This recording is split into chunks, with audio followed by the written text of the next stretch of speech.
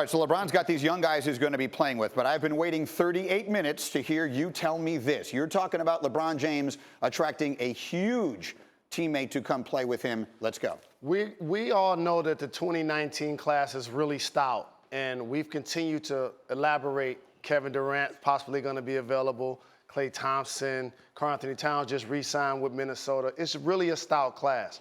But we've seen players in the last couple of years exercise something that I call pre-agency. You saw it happen with Kawhi Leonard. You saw it happen with Paul George. In its own way, happened with Chris Paul, where the player goes to the team while they're still under contract and lets them know that they don't plan to sign a long-term deal. Therefore, they have to exercise their right to possibly trade that player so they can get value in return. I believe this time next year, we're going to be talking about Anthony Davis finding his way into a Los Angeles Lakers uniform to play alongside LeBron James. Tell me why. Because after this year, the New Orleans Pelicans are either going to make the playoffs and possibly lose in the first round and or not make the playoffs. The Western Conference continues to improve. There's so many teams at the bottom part of the conference that we don't talk about. What's going to happen with Denver? What's going to happen with Minnesota? Utah's gotten a lot better. Portland's made the playoffs last year. Memphis is going to be better. Memphis. So the Pelicans have not taken that quantum leap with one of the best young players in the game.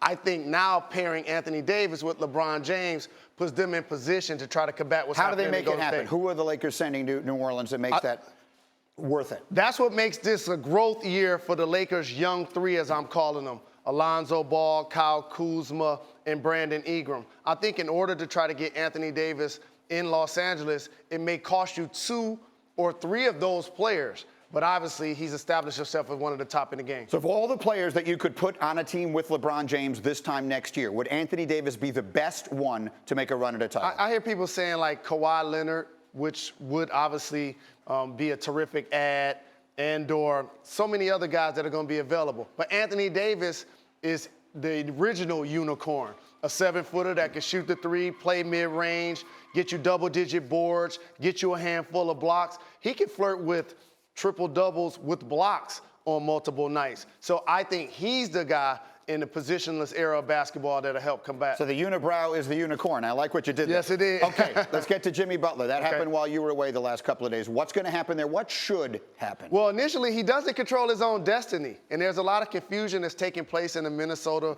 front office when you have the owner coming down with a mandate saying trade him by Tuesday, and then you have Tom Thibodeau and the president of basketball operations saying that they don't want to move him at all. You have to now look at the owner and say, is he going to take a bad deal? And usually when an owner says a player is going to get moved, guess what's going to happen?